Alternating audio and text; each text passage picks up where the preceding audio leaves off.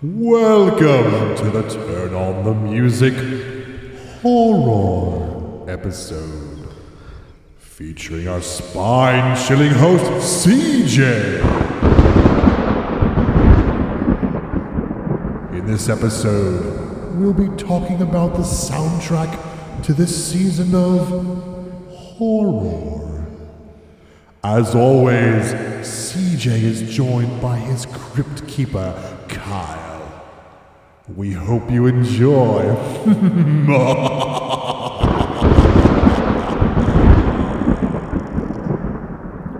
I introduced myself. I can't. I was supposed to be the one to have this amazing thing, and with my craziness of work over the past month, I did not have the opportunity to do it. That was good. All right. Thank you. I knew you were going to fail, so I decided to do something for you. No, I give you props that one, because that's totally something I would have done, and I appreciate that very much. CJ, how are you today? Doing all right, Kyle. It's good to hop back on the mic and record it. The little hiatus was perfect. It was, yeah. It was perfect. It was good for a lot of reasons. Yep. You know, I've got my CPAP, so I'm feeling much better than I have. Good. So yeah, because of that, I've had time to do things like that. You know, I've started our little thing for Christmas. So awesome. I'm working on that. So yeah, I mean, I actually cleaned my kitchen this weekend because I felt like it. You know, so you have your energy back, which is awesome. Yeah, it's good. I'm feeling good. But yeah. So how about you? How are you doing? Not as good as you, apparently.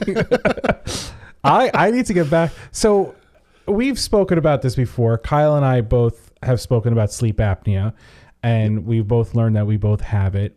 I am not as good about wearing the mask as I should be. And as Kyle said, he's, picked up a machine, and as you can tell, he has gained a lot of time in his hand because he's not as tired. I used to come home from work and just like I would literally sit down after I fed the dogs, go, all right, what should I have for dinner, and then fall asleep, and it was 11 o'clock at night, and be like, yeah, I'm going to bed now. You lose hours in the day because of it, and so I bring it up just because it is something that if you're struggling sleeping and all that stuff, we highly recommend getting a test done, even if it's just to rule it out, so you know that there's nothing wrong. But and there are so many side effects that I've realized. You know, like high blood pressure is one of them, right, which leads to heart disease and heart attacks and stroke and all that sort of stuff. But like I remember the first time I wore the machine, I had an overnight study. I woke up the next day, drove home, and then at 9 o'clock I was like, I'm going to go grocery shopping because I'm awake. Right. And I went outside and I went, the sky's really blue today and the grass is really green. Like colors were muted and I had no idea. And it was almost like if you go into like Photoshop and turn it up like the vibrancy or whatever slider. Yeah. That's what it was like. And like colors are more vibrant. My sight is actually getting better. So there's a lot of other things that I was forgetting words, and that's still kind of there, but I mean, I'm actually able to play the piano again because I was struggling with that coordination. Do you still have the blind spot though? That random blind spot? Yeah, I do. It's actually smaller than it was. Oh, okay. So I'm wondering if the more I sleep, if it's going to go away. So I don't know. Because every once in a while I'll close my eyes and go, wow, it's a lot better than it was. That's interesting. I'm curious about that. Yeah. So seriously, if you're struggling with sleep, go get a sleep study done. It doesn't hurt. Absolutely. It's a pain in the butt with the wires, but in the long run, you're going to be thankful that you found out whatever you found out from it. And I'll tell you this, even if you're not in the Ohio area, there is a store here called 1-800-CPAP.com. These people are amazing. I know they don't listen because they don't know who I am, but not sponsored. Not sponsored, of course. But I mean, I walked in, was like, I don't know what to do. She's like, yeah, get this. And I was like, all right. She's, I have a refurb that's never been used. Here, get this one. And I saved myself $400 because I didn't want to wait for insurance. When I first told me I needed one, they were like, oh, it'll be 2 to 3 weeks. And then the next couple days, like, oh, it'll be like 5 to 8 weeks. And I was like, 5 to 8 weeks is going to turn to 6 months or a year very quickly. Yeah. And I was like, you know what? I know the machines are expensive. So it was supposed to be $1,100. They found a refurb for me for $700 with a brand new motor, never been used. And I was like, fine, do it. Let's go. Awesome. So I'm very glad that I did. And I'm happy to hear that that's the case, that you're doing that. So we took some time to kind of like recalibrate ourselves. Yep, we did. And I'm sure we've both listened to a bunch of music. Yep. So before we get there, I want to touch back on the last episode a little bit. Oh because of me. No. When I was doing all the stuff, like pulling all the YouTube clips in from you, I actually found Barry Manilow doing an interview like 4 or 5 years ago on the Today Show. Okay. Where he came up and he played like the stuff, he talked about it. Really interesting. I'm going to put that link in the description so you can watch him play the stuff. He talked about a lot of the ones that you talked about, but I did find a new one that I don't know if you've heard this one before. So I'm going to play this and get your take on it. So just take that he wrote or he's just sung? Both. Okay. So here, take a listen to this one. Give your face something to smile about with Go. Yes. Stridex. Yes. Go. I totally said Stridex gum. It was one of those nights where I just was not paying attention to what I said, and it was way after the fact, and it was just too late. What's funny, I didn't realize you said it that night. I realized it, and I was like, I'm not when going I was to say listening back, anything. I'm like, what an idiot. So do not eat Stridex I wanted gum. to bring it back. Yeah. I wanted to bring it up today, and then I listened to it, and the week went gum. I was like, oh, that's going to be perfect if I overlaid on top of the thing. That's funny. So that's good. I did that tonight also. Well, so really you just got all this time back from I did. sleeping properly. Yeah. I'm jealous. I need to get back on my machine. You do. And to go back to our introduction, because there's a funny story about that. So just to explain the horror part of it, you and I are big Whose Line Is It Anyway fans. So there was an episode where Colin and Ryan are the pitch guys to this CD show, and they have to then Wayne has to sing the songs, and Drew kind of said horror weird, so they all kind of played off on it. So let me play that for you. So the name of your album is Songs of Horror. Hey, we'll be right back to our documentary on stomach rashes, talcum in the middle, in just a second. Oh, gee, what was that? It was frightening, wasn't it? It was horror. Hey, you know what, Colin? What, Ryan? That's what all the songs in this CD set are about. Horror. Are you saying that every song on this CD album has to do with horror? You bet I am.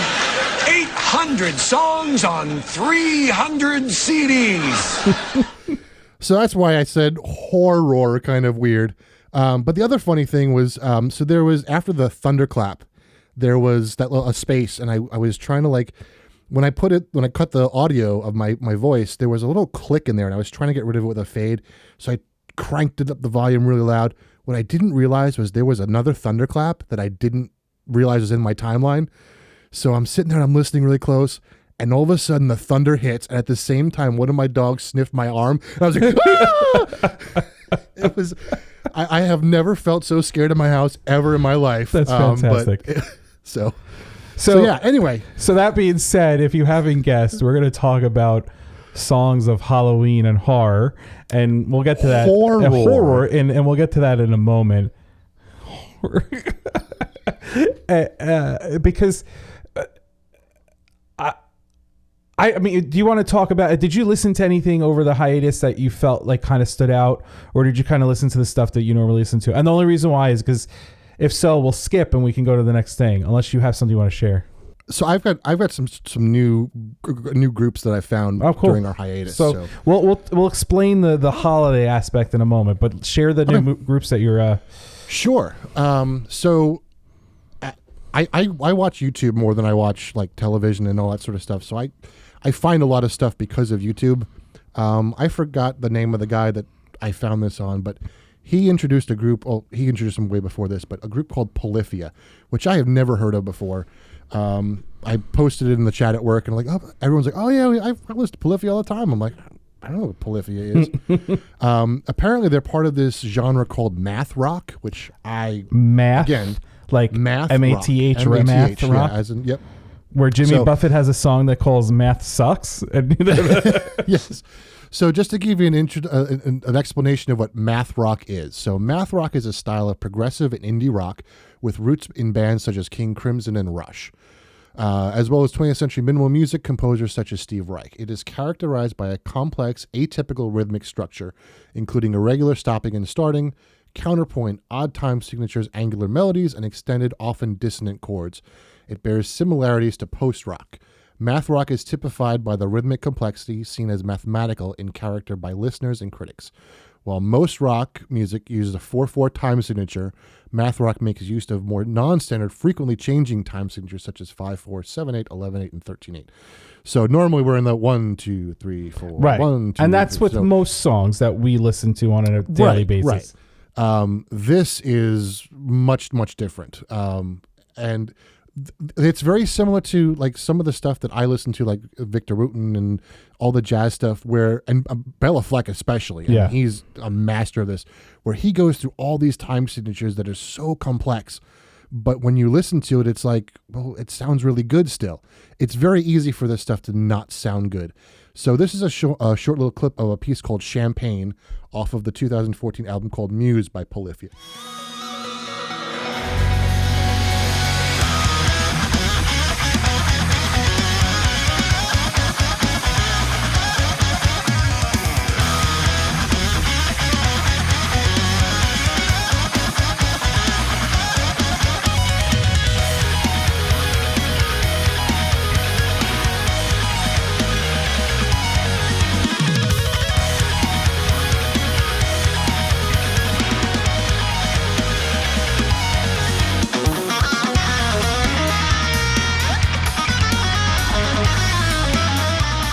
It is just, I mean, the players and the guitarist and the bass player and the drummer, unbelievable musicians. Yeah. They are just incredible.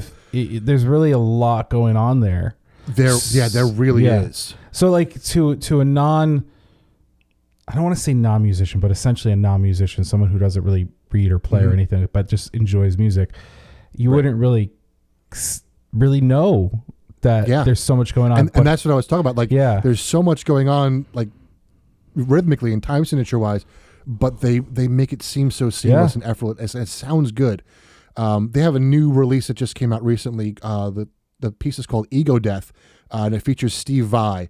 And this one kind of, if you remember, I read where was it? Angular melodies and dissonant chords and irregular starting and stopping. This one kind of exemplifies that a little bit. This is called Ego Death.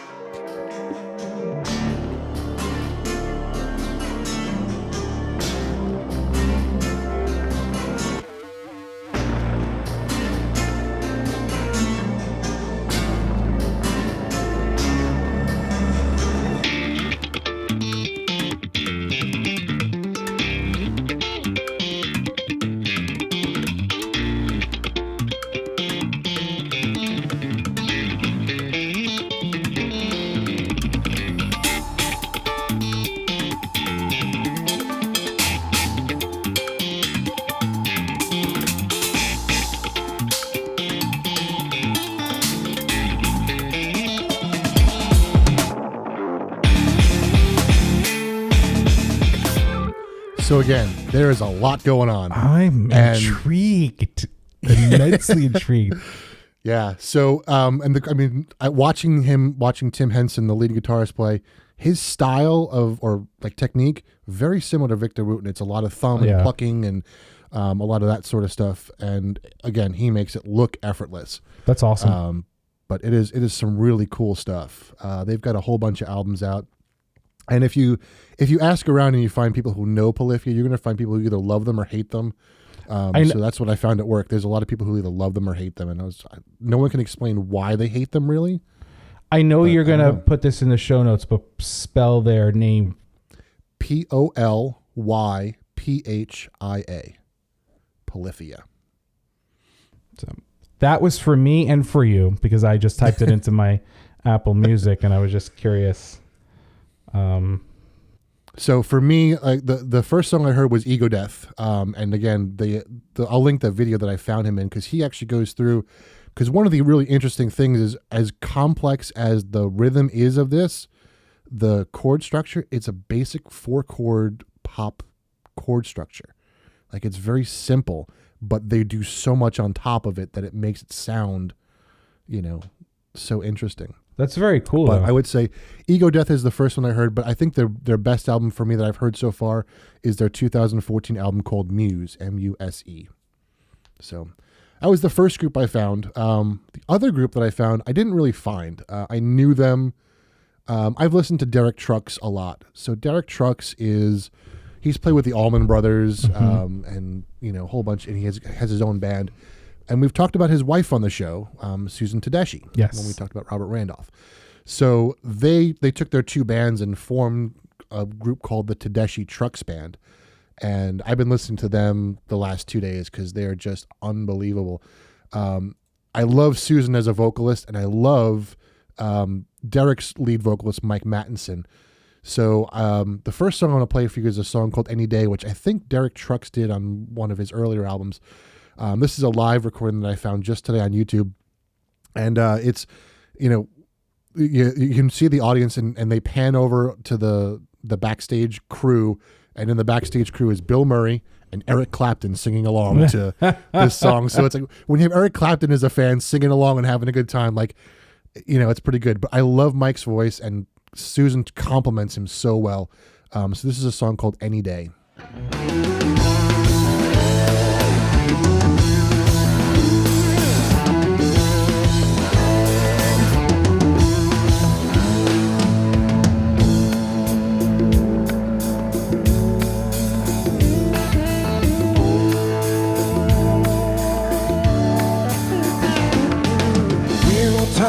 And I thought I heard you say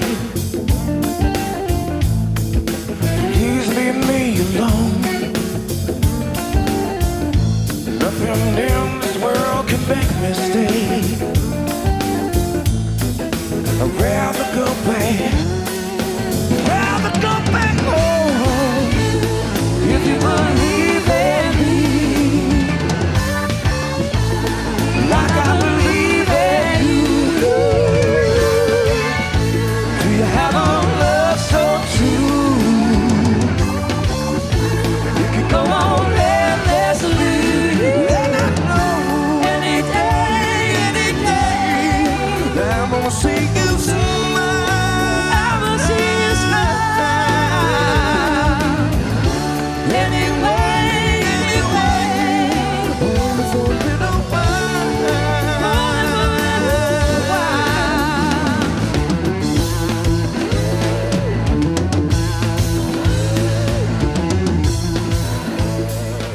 So Derek is a brilliant slide guitarist, and Susan's voice.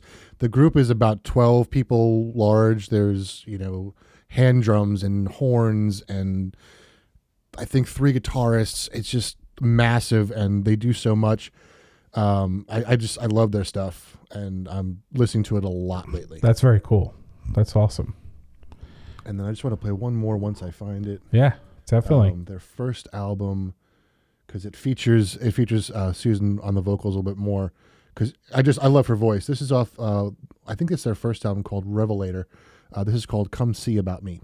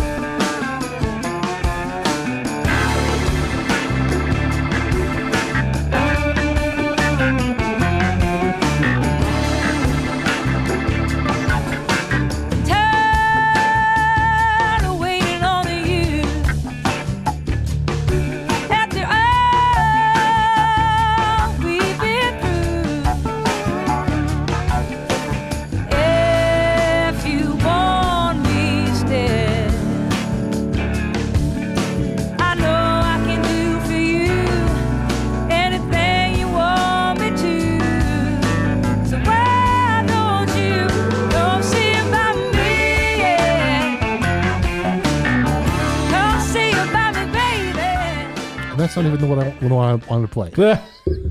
I went through all this trouble to write down what I wanted to play, and I didn't play what I wanted to play. Hang on one second. Let me just. Still a good song. Can you feel it? Bound for glory. Can you feel it? Glory bound. Can you feel it? Bound for glory.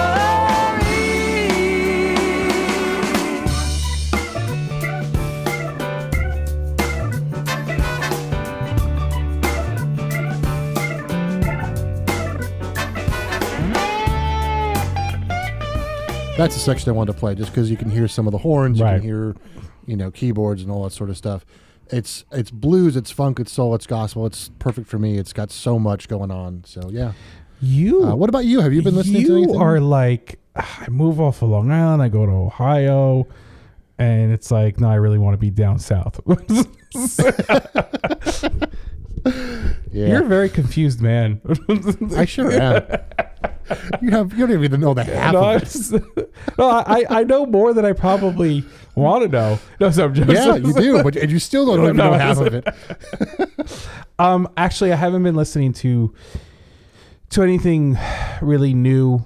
I've been listening to a lot of the stuff that we've spoken about over the past the first 24 episodes that we've done, and lately I've been on kind of like a Dream Theater kick and Robert Randolph and the Family Band kick. Oh, nice! Especially with the road trip I took last week. It was I threw a bunch of like heavier stuff on because it was just good to listen to while I'm going along. No, it's funny because that has been the consistency. Like it's been kind of the same stuff for a while. I once I get through this weekend, we're very busy at the end of this week. So once I think I get to this weekend, it'll pick up and mean the weekend before this actually comes out. So, no, I've been excited to kind of like jump into some of this holiday stuff. And, so briefly we mentioned in the previous episode that we were going to do some holiday music, and we are going to focus probably more on, Christmas. We're going to bring in some Hanukkah, bring in whatever we can into the mix. Though it may lay more heavily on the Christmas aspect because that seems to be more prominent out there. But I thought it would be interesting to start it like a week before Halloween and share some of the stuff that I find is the Halloween essence for me. Like the songs that I hear, I'm like, oh, that's Halloween, or that's this. And, some stuff is, I love horror. I'm a big fan. Actually, a couple weeks before we recorded, we're recording this, I was at Halloween Horror Nights down in Florida in Universal Studios. And the reason why I bring that up is not to boast that I had the opportunity to go down there. It was more of the fact that it's something that I do enjoy. I do like horror movies. I do like that weird composition of music. What I thought was very interesting is when you go to this, there's always this eerie music playing throughout the park in the evening. It is very cool the way they pump it through. And there is a group that has composed some music for them, which I'm going to talk about a little bit later, so I don't want to bring their name up just yet. But it's cool when you go into the haunted houses when they deck them out and have the music and the sounds. So when you're in the houses, it's more sound related because they want to scare you, versus when you're in the park walking to the different houses, the music is just this eerie like drone of music. And it's very cool. And it does change based upon where you walk because there are scare zones that are themed to like pumpkins, scary pumpkins, or zombies or whatever. So the music. So it's very interesting even in that quick, there's those changes. And it blends so well so you don't always notice that it's changed, which is very cool. So as a horror person, I thought it would be cool to just talk about some songs. So now Kyle, not a horror person, what? Not at all. What is there anything that you listen to that stands out to you as Halloweenish or horror or whatever? The only one that I can think of off the top of my head is, of course, the Bach Toccata and Fugue in D minor. Right. If you've never heard this, you need to hear it. So Yes. Once I find my computer audio, there we go. I stopped sharing, so No, you can no, share no, your that's stuff. fine, And that's now fine. here we are sharing Yeah, my sure, stuff. So, you've probably heard this before.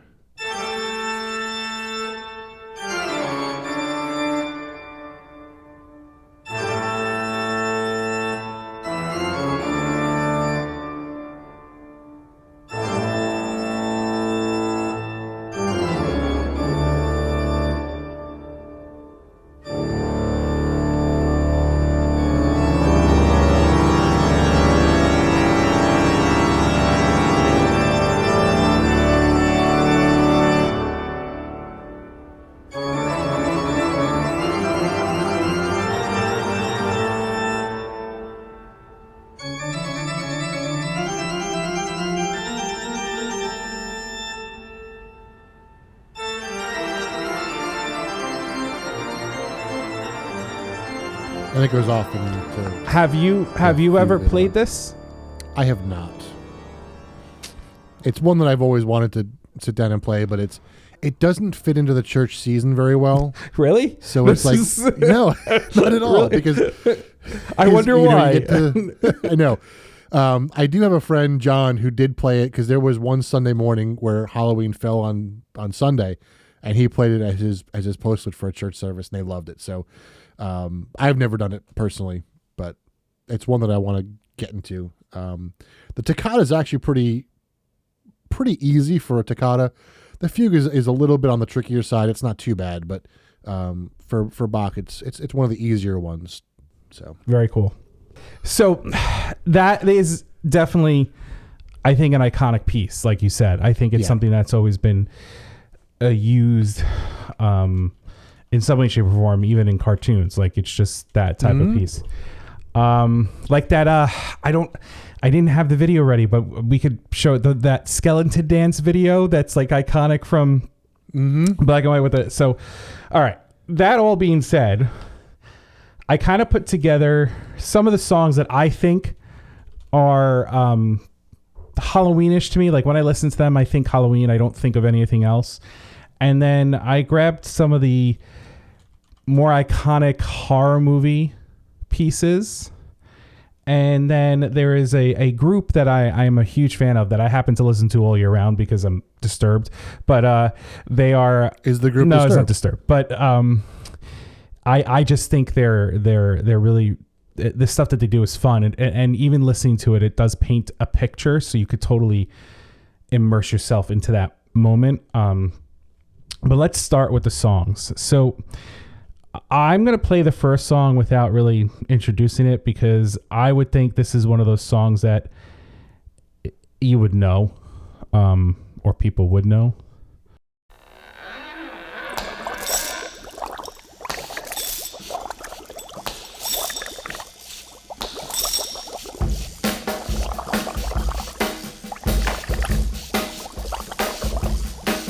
I was working in the lab late one night when my eyes beheld an eerie sight. For my monster from his slab began to rise, and suddenly, to my surprise, He did the mash, he did the monster mash. the monster mash. It was a graveyard He smash. did the mash, It caught on in a flash. he did the mash. He did the monster mash. From my laboratory in the castle east to the master bedroom. The Monster Mash. I've heard that once or twice. Only once or twice, really? So the cool thing about it is it was from it's by Boris Pickett, and the album is called The Original Monster Mash, or this is like a remastering of it. But it basically all the songs on it are themed to this Monster Mash. There's Transylvania Twist, and there's cool things like that, and it's definitely done in a comedic way, but it gave some songs it twisted some of the song, like the feel of the song of that time period to have some Halloween to it. So it was very cool.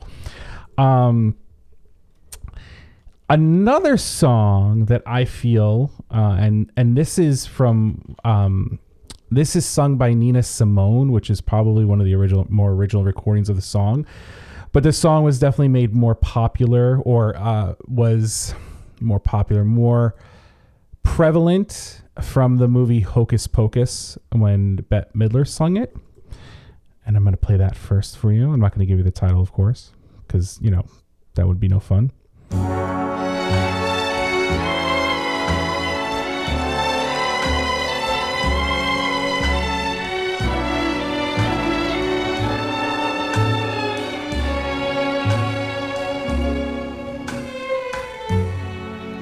Put a spell on you.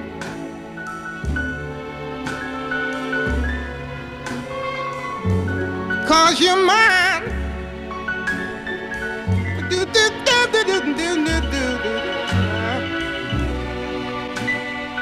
You better stop the things you do.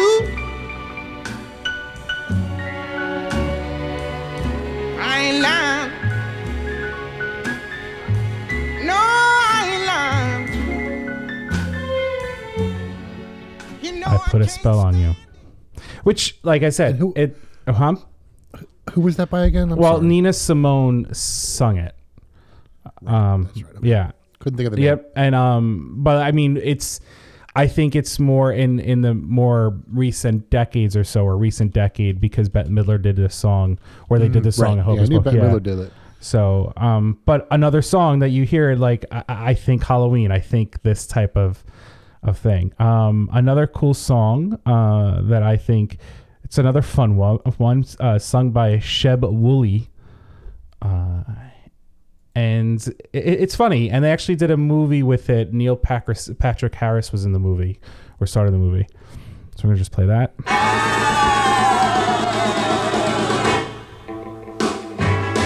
Well, I saw the thing coming out of the sky. It had a one long horn and one big eye.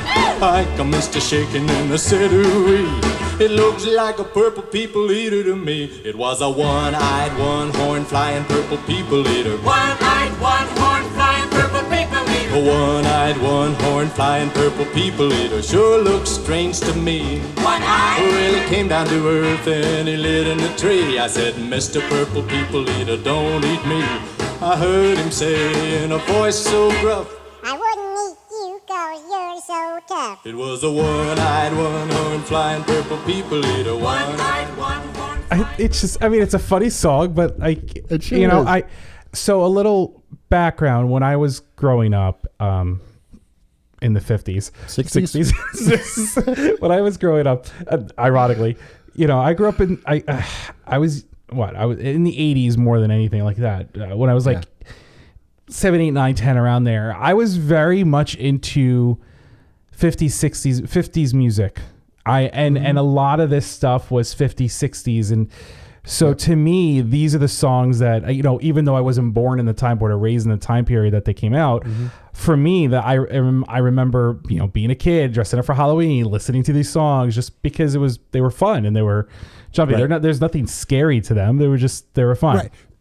And I was just thinking of that because I don't have a kid.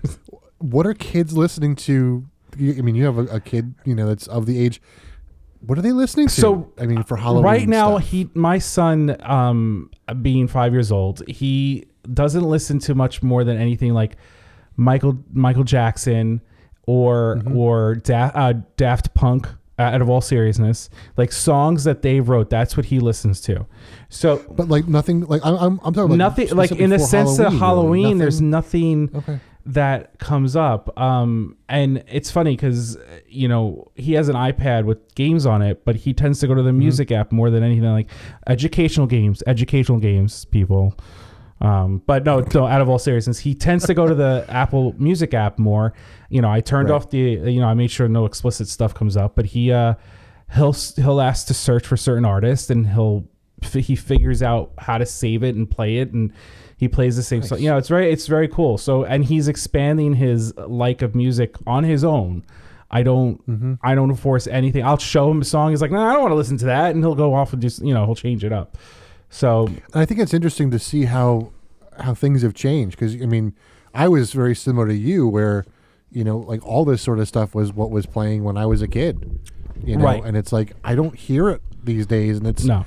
I mean, is it just because we're missing that music in our lives these days, which is, again, going back to why we do this podcast, to kind of spread the knowledge and love of this stuff. Right. So I don't know. And I think a lot of it, because it's funny, when I go into Apple Music and I'm looking for quote unquote oldies, and I'm looking for like the 50s and stuff like that, they call it bubblegum oldies or doo-wop. There's not there, and I think it kind of gives a little humor to the music, so it's almost not taken seriously anymore as songs or whatever. But a lot of this stuff from that time is what gave us Elvis Presley, what brought in your favorite group, the Beatles.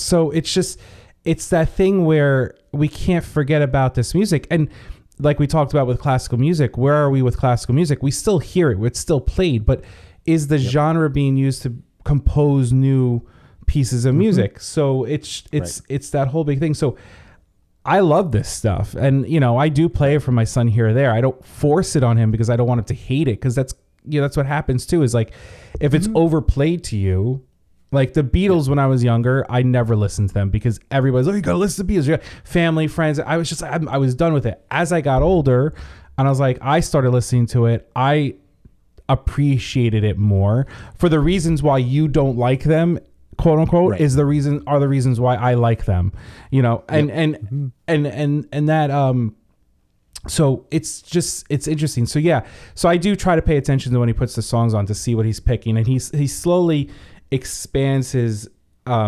repertoire of music as he plays more. Sometimes it's different versions of the same song or different singers of the same song, but he is slowly getting there. But we're gonna come up to a song that he does listen to. This song came up. I don't ever remember hearing this. I mean, mind you, this is from the 30s and the 40s, but I mean, when I was listening to this stuff in the 80s, like I don't remember hearing this, but this is by Louis Armstrong. So I'm going to play this first before I give the title. You'll probably get the name of the title. Boy, don't you go in there. Come out of there, boy. Don't you know that house is haunted? There's an old deserted mansion on an old forgotten road where the better ghosts and goblins always hang out. One night they threw a party in a manor a la mode, and they cordially invited all the gang out. At a dark, bewitching hour, when the fun was loud and hearty, a notorious wallflower became the life of the party. The spooks were having their midnight fling. The merrymaking was in full swing. They shrieked themselves into a cheerful trance when the skeleton in the closet started to dance. Now a goblin. Yes, it's called Skeleton in the Closet. But it's like, it's so perfect for his voice, and it's so good. Yeah. It's so good. I love his voice. I do, and that's why I had to play it. Like I when I came across, I was like, oh, this is too much fun to not play. Now, the next 4 songs are very, I think, iconic in the past 3 or 4 decades, because they do span at least they're older. I mean, even the newest of the ones is at least a decade or so old. Okay. I'm going to start off with probably one of the bigger iconic ones, and you can know it right from the beginning. But this is definitely one of the ones my son will listen to.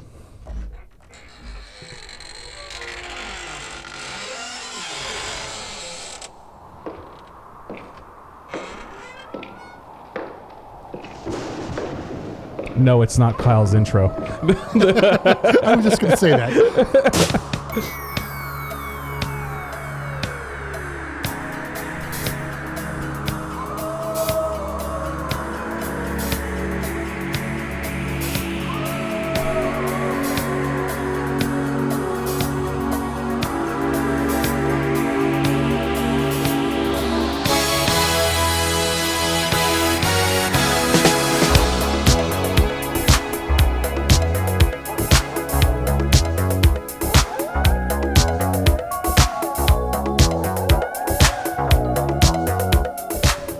And I'm going to stop it there because we don't even need to know the lyrics to know what song this is.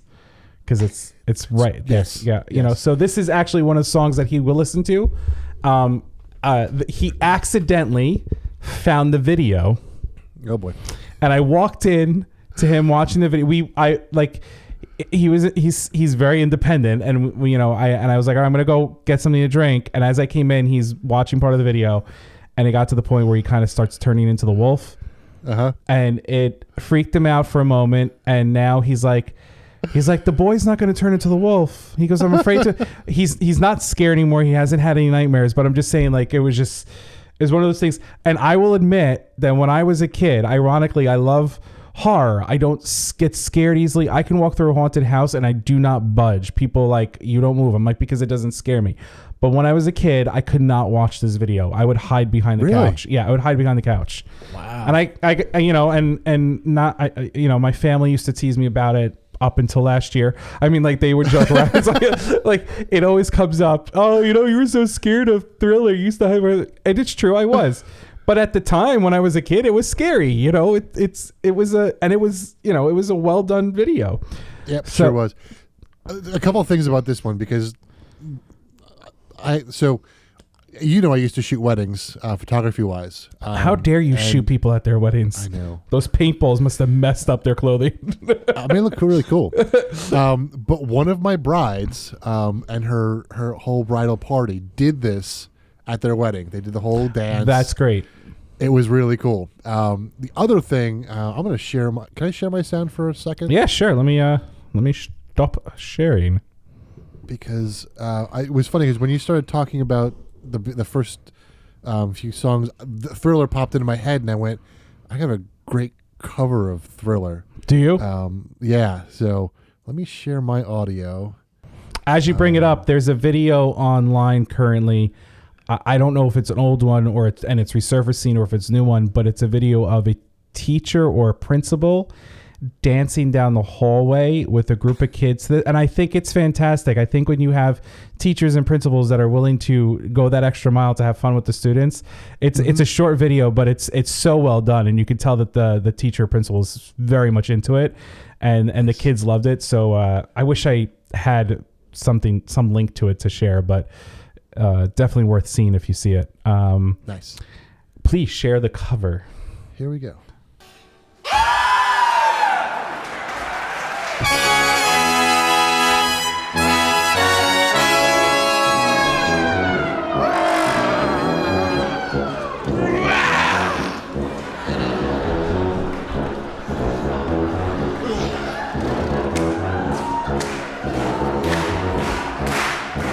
So this is a group called the Manilow Brass. That's fantastic. And they do the whole dance.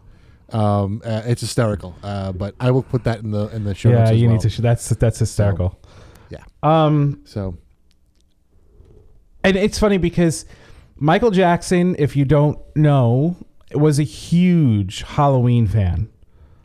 Like, he has an hour. There's an hour movie he did. I forget what it was called. It was like Haunted or something like that. It was all about like ghosts and of course it was all dancing and music, but it was just, he was a huge Halloween fan and horror fan, and so I'm not surprised that Thriller has become as popular as it did, and the work that was put on it. All right, moving on. This next artist, Ray Parker Jr., wrote a theme song to one of the most iconic movies of the 80s, and still is an iconic movie. And we're going to play this little dilly. But first, I'm going to share my audio again so Kyle can actually listen to it. Because you all will listen and hear, but Kyle will not. Not yet. All right, here we go.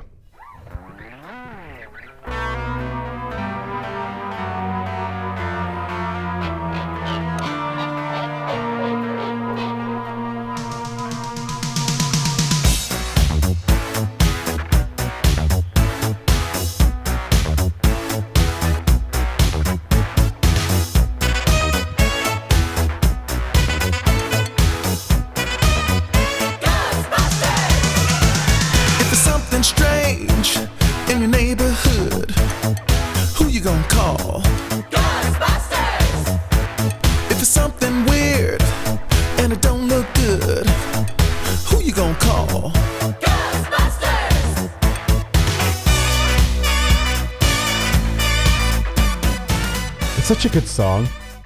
Bill Murray twice in the same episode. Yeah, there you go. Nice. It's such a good song, and it's such a it's such an 80s song. Like it's so 80s. Yeah, absolutely. Totally Yep. 80s. But like how could you, I mean, you think Ghostbusters, of course, right away. But like you're gonna think Halloween and the spooky season and stuff like that. It's just it's gonna happen. I love the TV show, the cartoon. Oh, show. the cartoon show is fantastic. Oh, so good, so good. I haven't seen the most recent one with the kids finding. I haven't either. Ecto 1, but I heard it was very good. So the next two songs I'm gonna flip. So on the list that Kyle will see, they'll be flipped. But the reason why I want to flip it is because I want to play the other one last. So the next song I'm going to play, I'm just going to play it because if you know it, you know it. If you don't know it, you don't know it. But if you're a music person in any way, shape, or form, you know this song. And if you're a fun, freaky, weird, spooky person, you totally know this song. And every Halloween or Halloween time, this is played or the movie is played usually at midnight in some theater. So if you haven't gotten from that, you're going to get it now.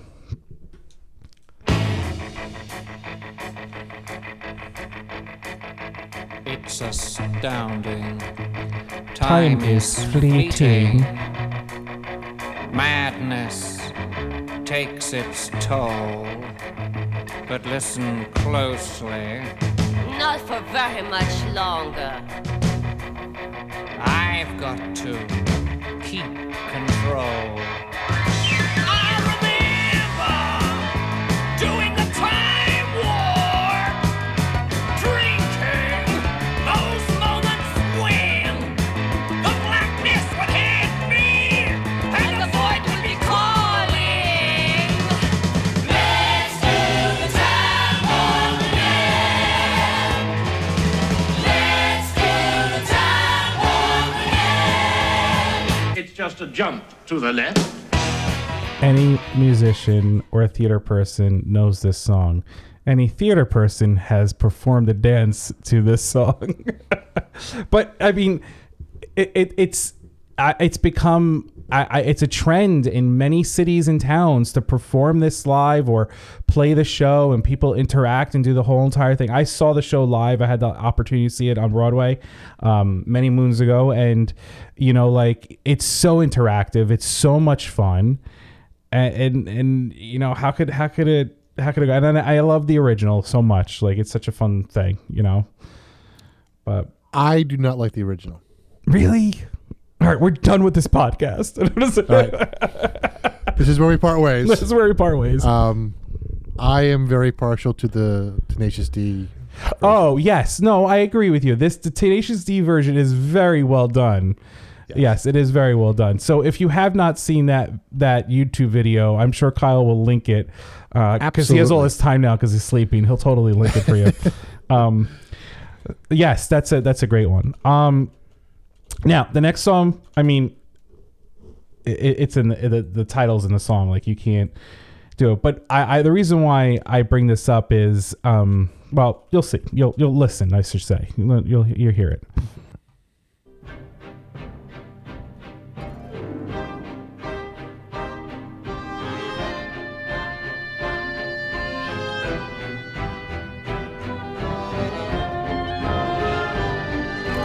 Boys and girls of every age, wouldn't you like to see something strange? Come with us and you will see.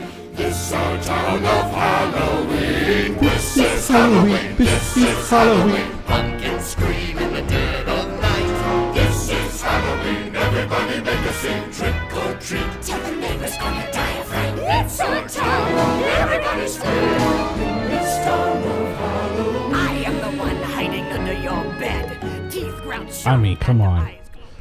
I'm a huge fan of The Nightmare Before Christmas. And I love the fact that it is such a Halloween movie, but also like a Christmas movie. There's a lot of people that full on embrace this as a Christmas movie. And I totally respect that because it does have a mixture of the two within the movie. And you can't hate. I love Tim Burton. I'm sorry. Since we've already decided to part ways, I'm going to admit something that I'm sure will shock many people. Oh yeah, I have never seen The Nightmare Before Christmas. I know you haven't. You don't have. That's not a shock. Okay, well. I think even the listeners will know that that's not a shock. That being said, I do know that song. So, so those songs, as my voice cracks, those songs. The few that I shared. Do I need to play that puberty song? Yeah, again? right. Okay. I've got it. I think for me, bring me to Halloween every time. And there are tons out there, I'm sure. And as you listen to this, because this is coming out on October 25th, so share it on Twitter, share it on Instagram. The songs that you think are iconic for Halloween for you. And make sure you tag us when you do yeah, that. please, because we'd love to just know more. It'll share it with us. I want to move on to movies.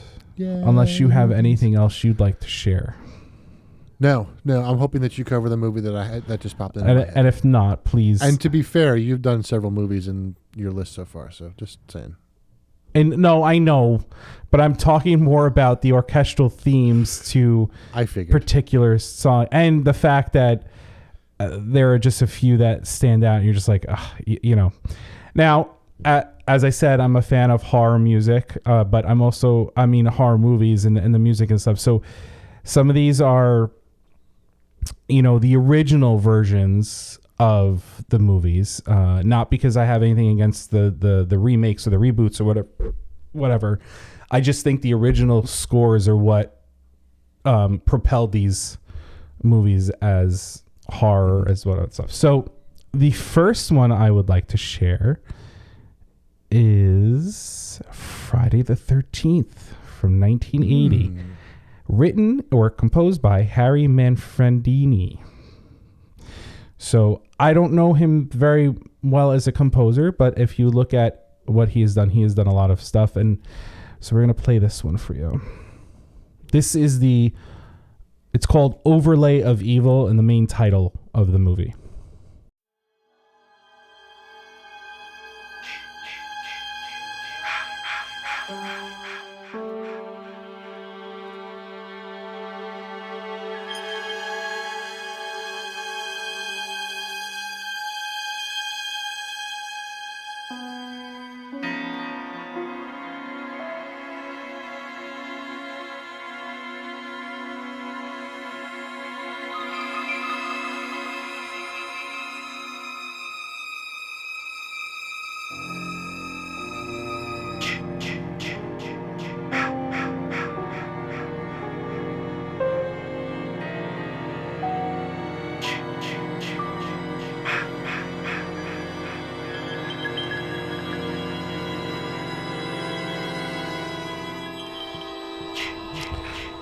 So you were talking about dissonance notes.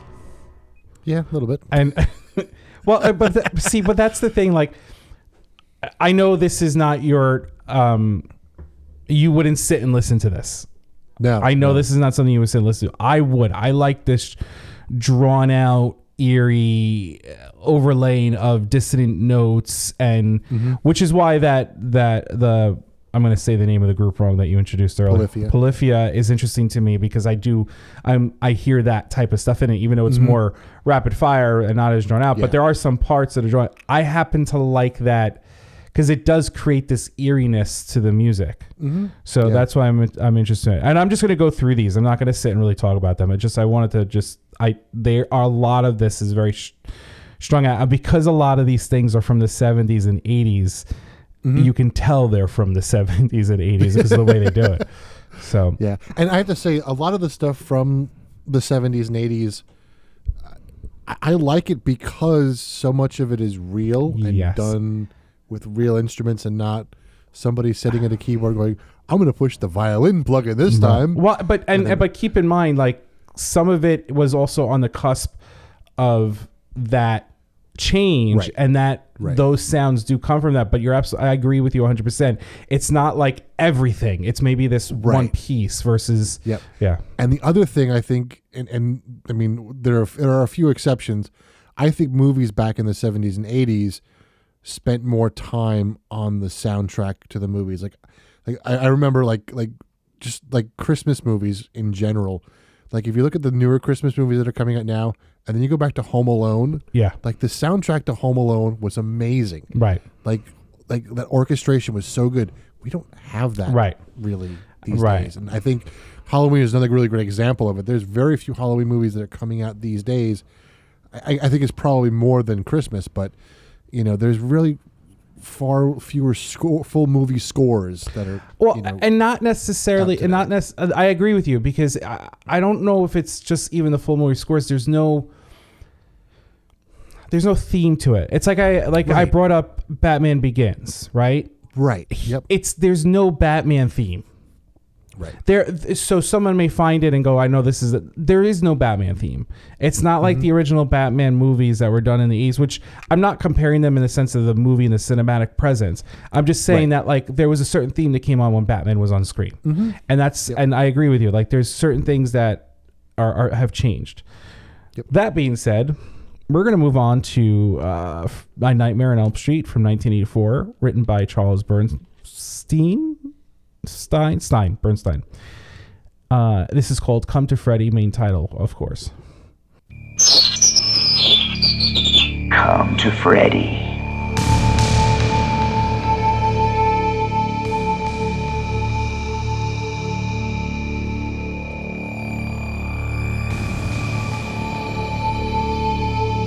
Does this completely change what you said about electronic music?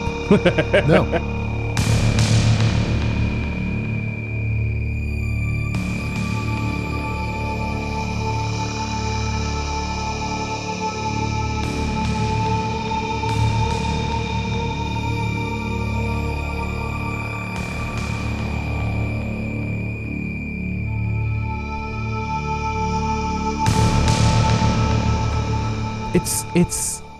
It's just the drawn out and and the eeriness.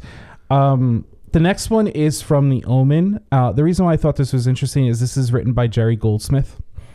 So if you are a movie person, you do know Jerry Goldsmith's name because he's composed a lot for movies. But the one I chose is very well. You'll see what I mean.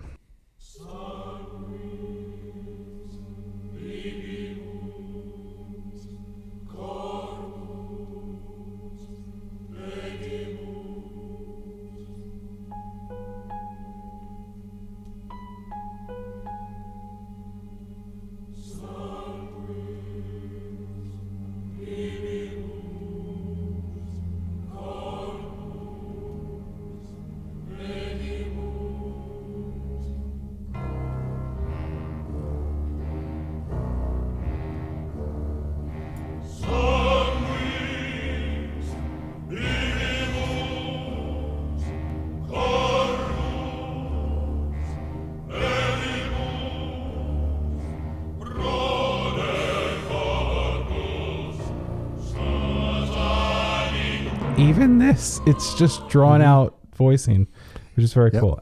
But there's an eeriness to it, which is very cool. And open fifths, right? Yeah, helps you. Yeah. It's very cool. The next one is the main title of Carrie, which was written by or composed by Pino Donaggio, which I believe he also wrote for some of. I think I had a glass of that this weekend. I believe he composed for some of the Hitchcock films as well. I don't know if it's as some of the iconic ones, but I know that it was he composed those. This is Carrie.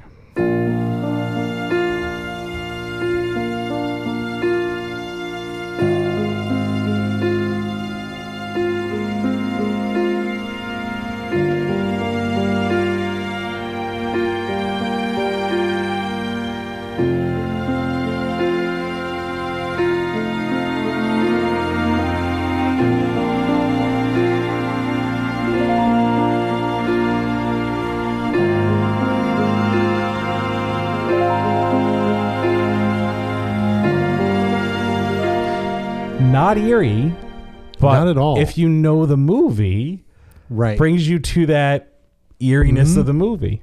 All right, moving along, we're gonna go to. So I had a few other ones, but I couldn't find them. Maybe I can look for the YouTube links and we can link them. But they didn't have them on Apple Music. So I'm a huge fan of the original Wolfman movie from 1941. Okay.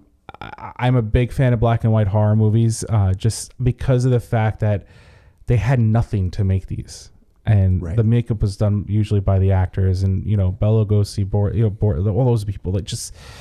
But so they didn't have that. I couldn't find Bride of Frankenstein, which is another iconic that music, and the same thing with there was another one I can't remember, but those two I'm going to see if I can find YouTube links to share with you. We move on though, and I'm going to skip the next one because I really don't think it's as iconic as I thought it was. So we're going to get rid of that one. But what we're going to move to is, do you know Philip Glass, Kyle? I've heard the name before. You've never listened to any of his music before? I have listened to some of it. Okay. So Philip Glass wrote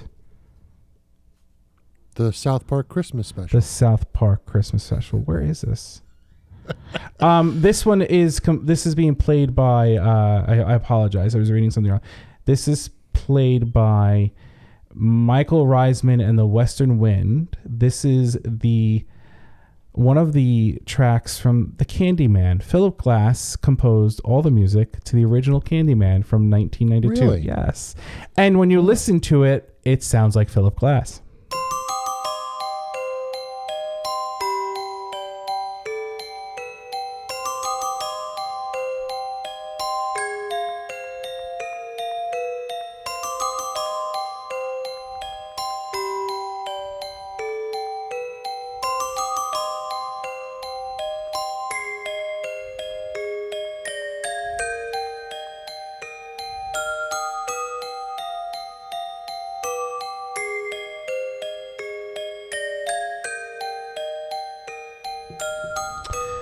So I'm sure in our next season when we jump into other things, I'm going to bring up Philip Glass because I think that he's that type of composer that plays that has this type of stuff, and I'd like to share more of his stuff out. But I thought it was very interesting that he did this. The next one, this goes into one of probably considered one of the scariest movies out there, is The Exorcist. Composed by Mike Oldfield. This is 1973.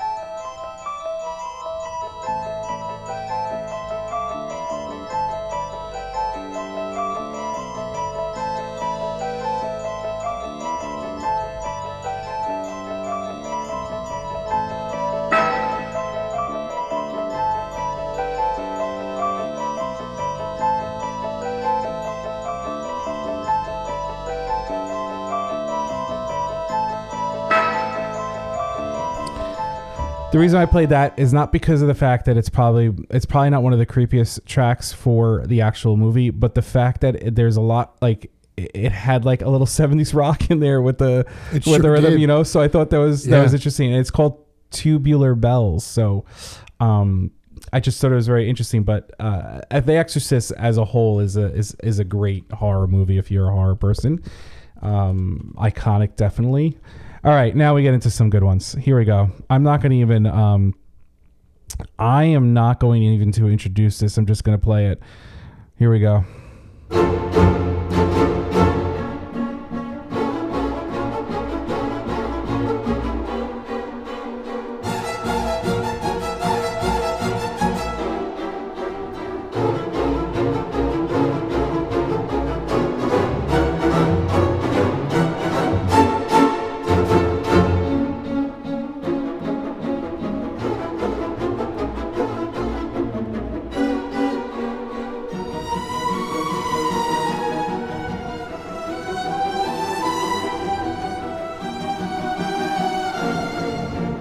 I could totally picture the opening sequence to this movie. I'm not even going to tell you who it is yet because I'm going to play another another track from the movie, and this will give away where both of these are from. And if it doesn't, I'm sorry.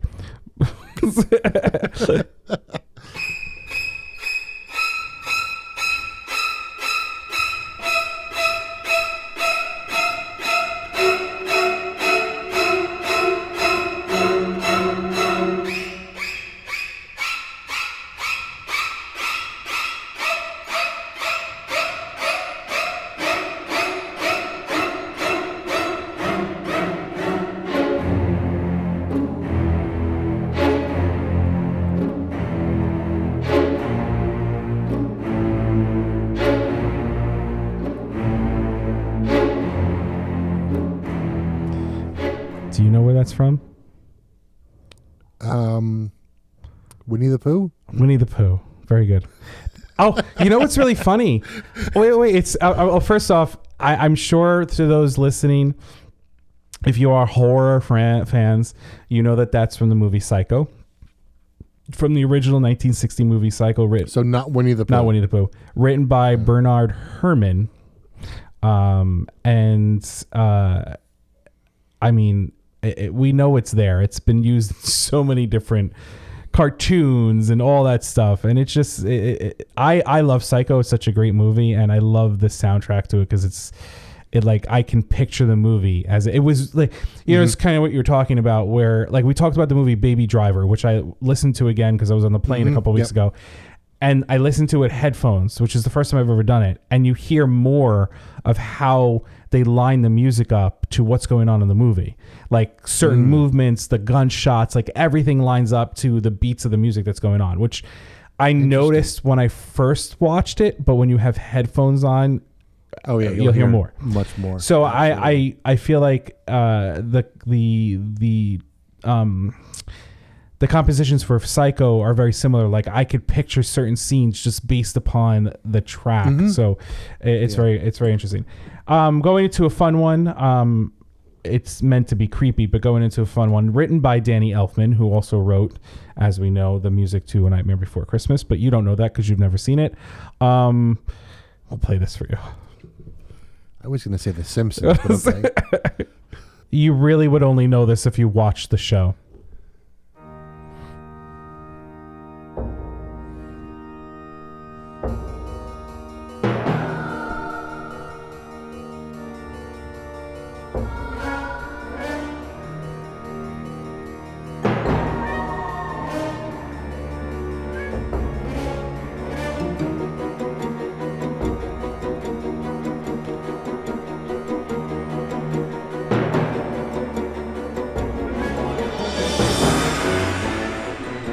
Have you ever watched this show? No. This is Tales from the Crypt. Oh, okay. Yes. Yeah. What I love about it though is you can hear elements of Nightmare Before Christmas taken out of it. And the Halloween horror episodes. Yes. Absolutely. I was like, this is The Simpsons. Yeah. No. Yep. Definitely. So, definitely.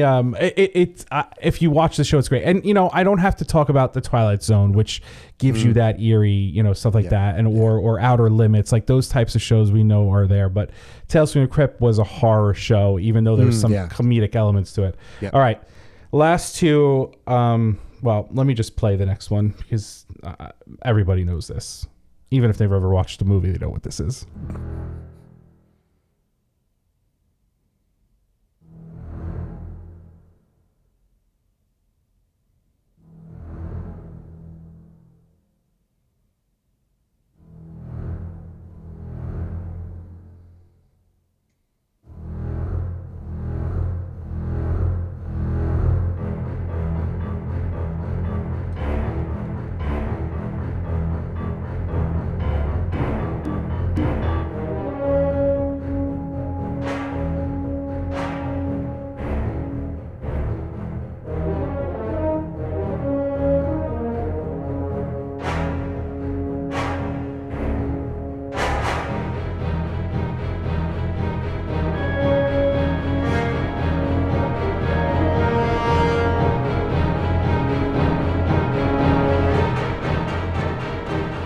We have to thank John Williams for that one. You know where it's from, I hope. Of course. Oh, Yes. okay, good. I was just making sure. No, I didn't know he wrote it actually. Right. But it's very typical John Williams. I don't know. He loved French horns. He wrote some of the coolest French horn parts. Yes. Yeah, absolutely. And that's what gave it away right away. I knew horn part, it's got to be John Williams. Absolutely. So the last one, I think, is the version that I have. I think is an updated version. It's kind of apropos because a movie just came out with part of this franchise. So I'm going to play it, and then we'll go from there.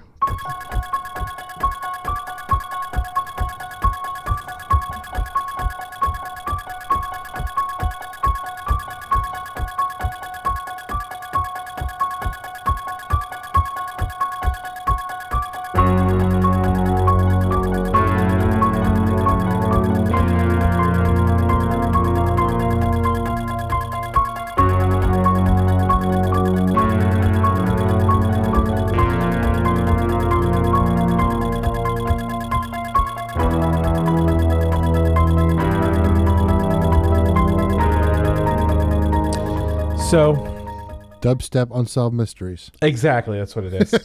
Of course, that is Halloween.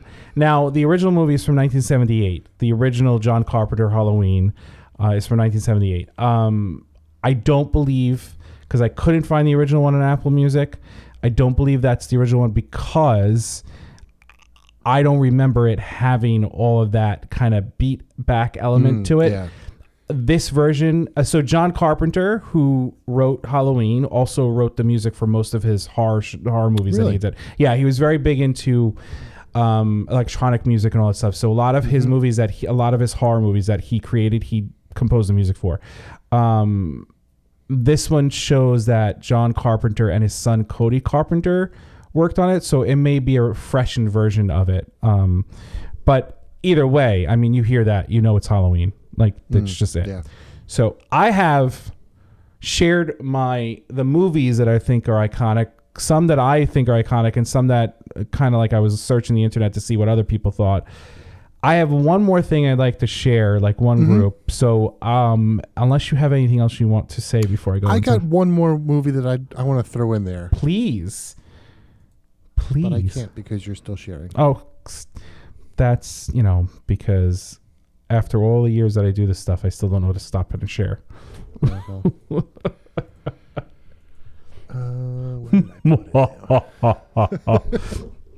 I would do my my vampire, but he sounds like the Count from Sesame Street. I have a one song, two songs, three songs. Like Mario from Mario Brothers. I know, it's a mixture of Mario and the Count from Sesame Street. It's me, Mario. By the way, have you seen the trailer to the new Mario movie? I did. I'm sorry, Mario movie. Mario. I did. Mario movie. I did. So I'm pretty excited. I'm excited about it. The only thing that's weird is, and maybe I didn't hear it. Maybe there was no speaking. What is it? Chris. What's his name? Chris Pratt. Chris Pratt voices Mario. Yeah. And he doesn't have like, it's me, Mario, that type of voice. Yeah. And I'm not putting him down in any way, shape, or form. So I'm curious to see how that reaction is going to be with that. Yeah. Overall, though, I think it's very, like, the animation is I'm excited gorgeous. to see Jack Black as Bowser. Bowser. Yeah. That's gonna. Yeah. Oh man, it's gonna be good. But the animation's gorgeous. Like, it's so well done. Okay. What movie? This movie is one that I think also spans the gap of potentially Christmas and potentially Halloween. Okay, cool. So I thought we'd do a little bit of this. Please.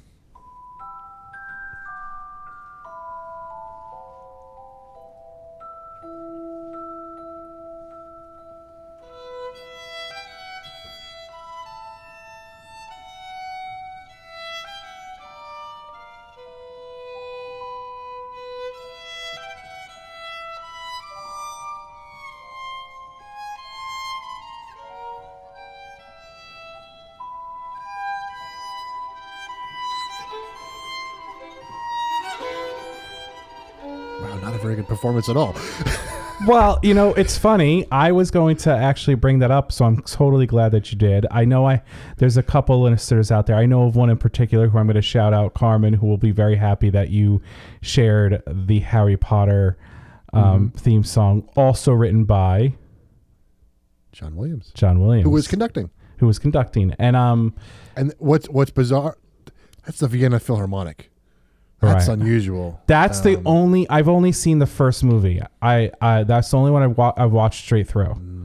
Okay. After that, I haven't seen it. Yes, you guys can all. I get ripped on about it all the time, and I'm in jest. Well, not in jest. In process to start watching the movies. I could not get into the books.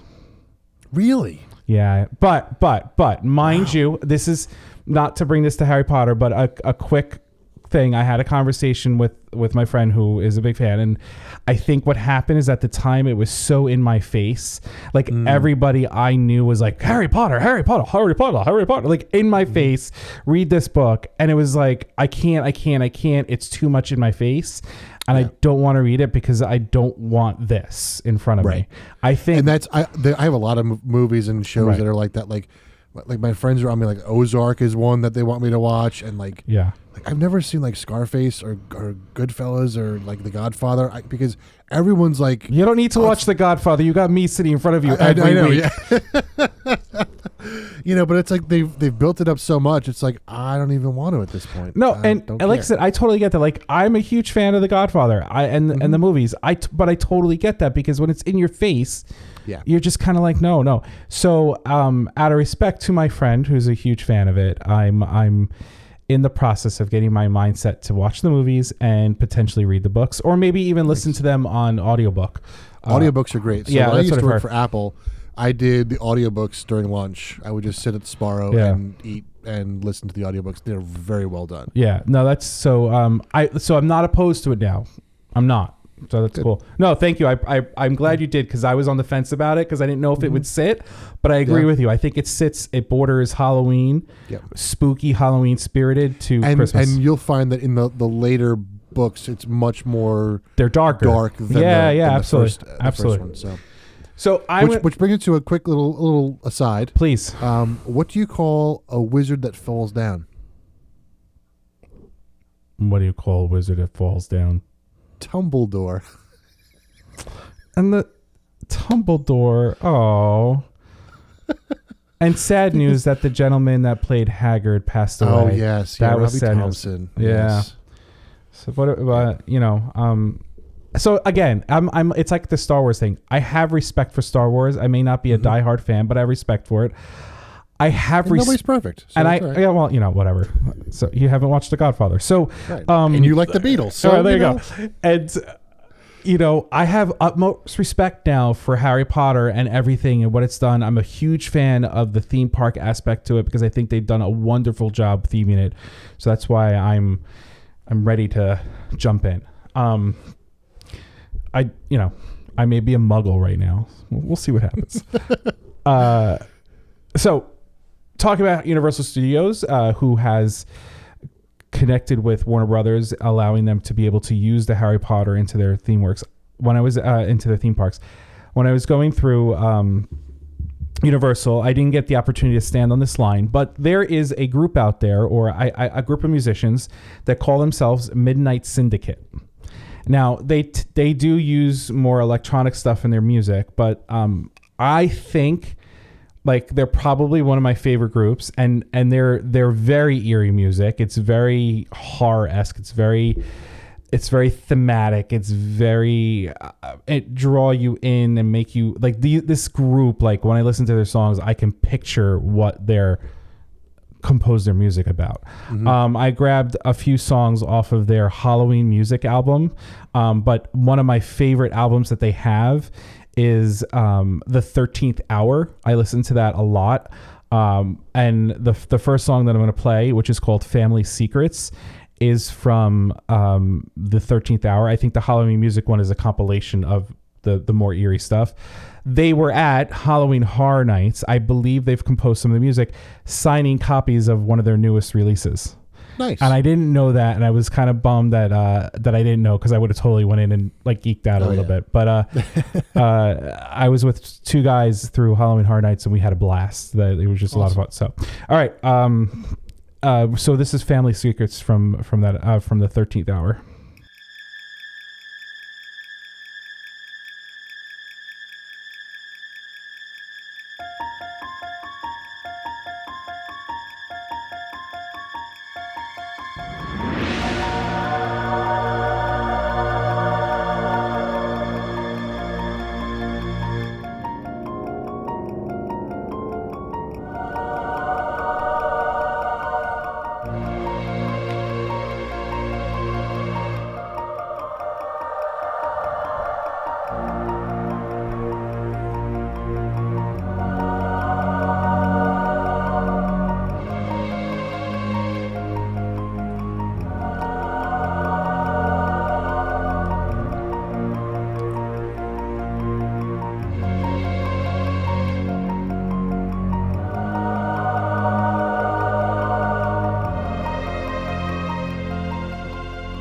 It's just like, it's called Family Secrets, and you sit there listening to it and you feel like something's going to be said to you.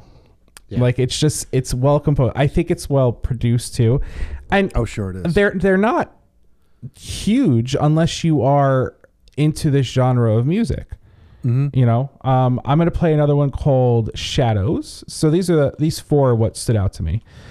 So this is called Shadows.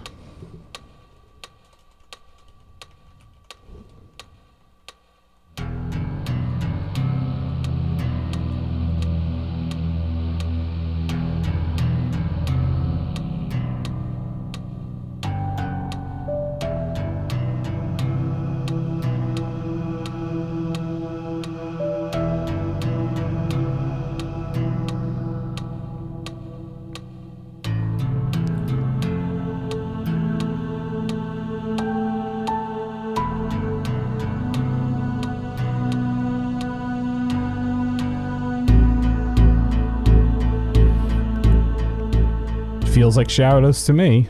Yeah. Right. Yeah. The next one, and excuse my Latin because I haven't read it in years, is Noctum Aeternus.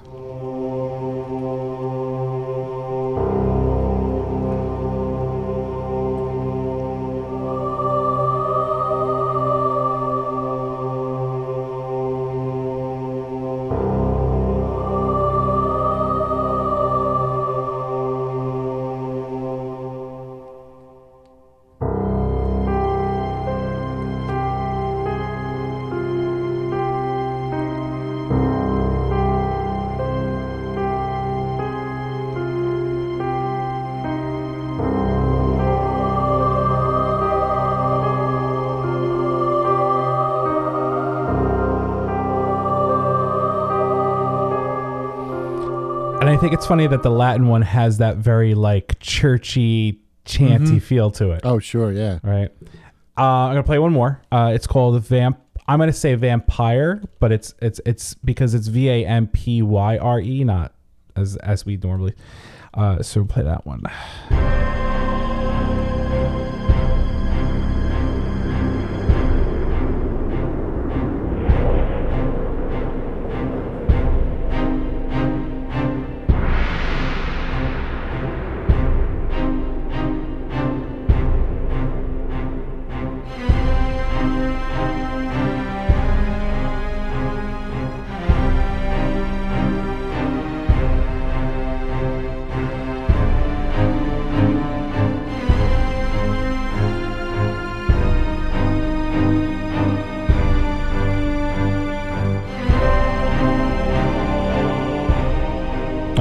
Resolve for you. I didn't want to make it up. Thank you.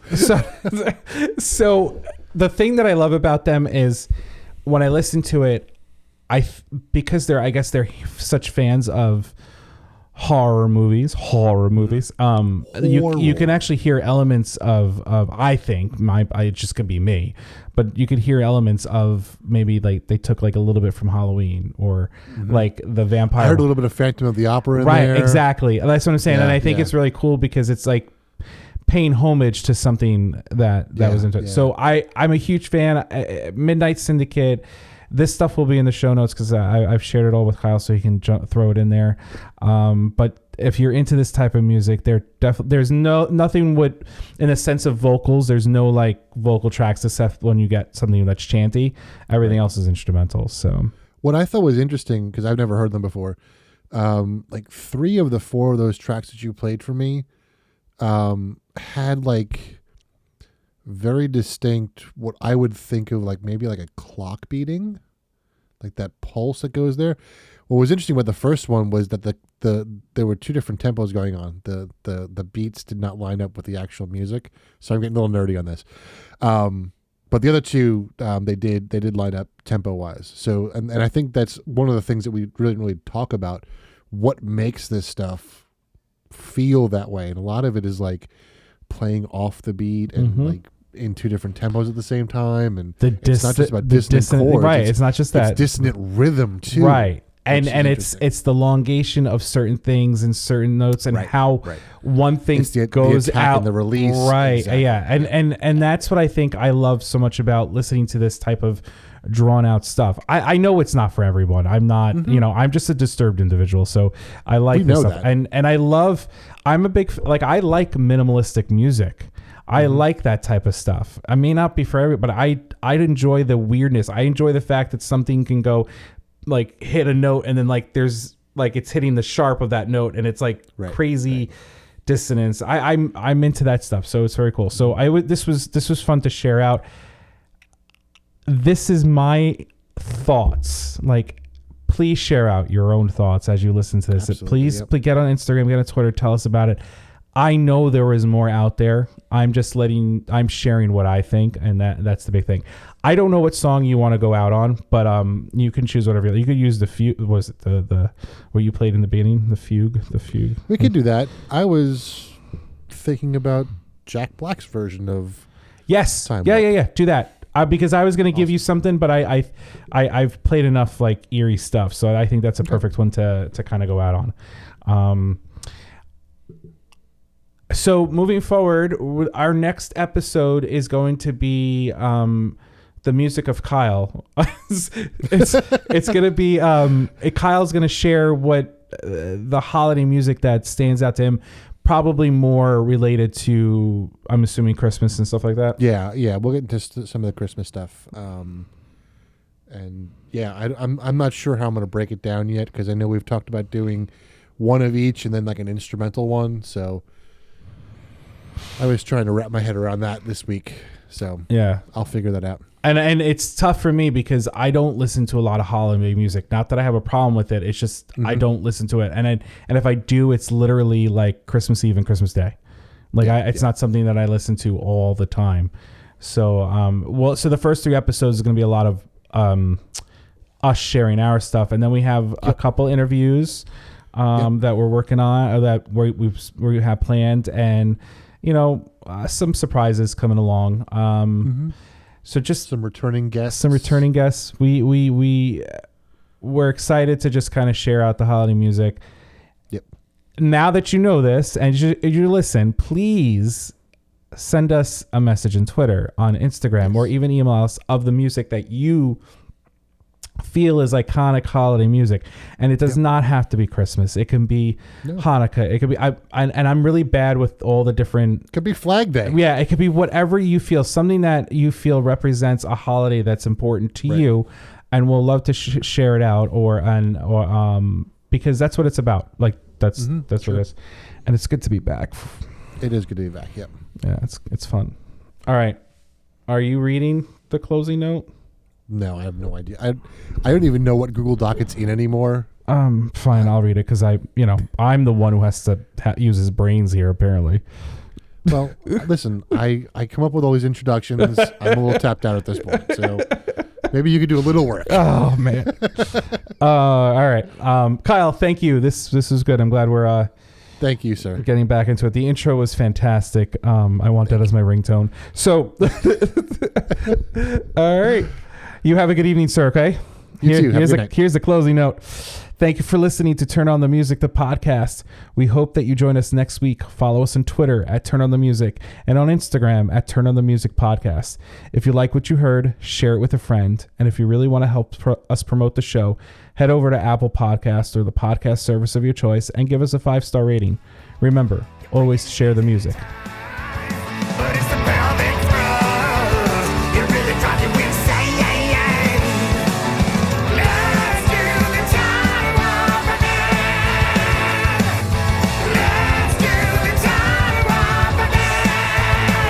Just a jump to the left. It's just a jump to the left. It's just a jump to the left. Now put your hands on your hips. Put your hands on your hip. Put your hands on your hip.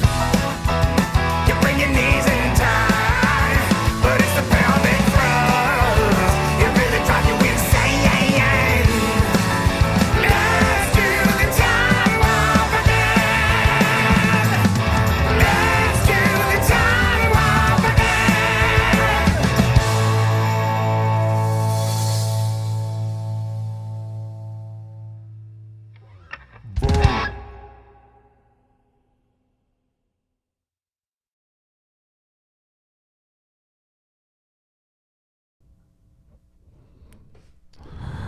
Let's do the time warp again.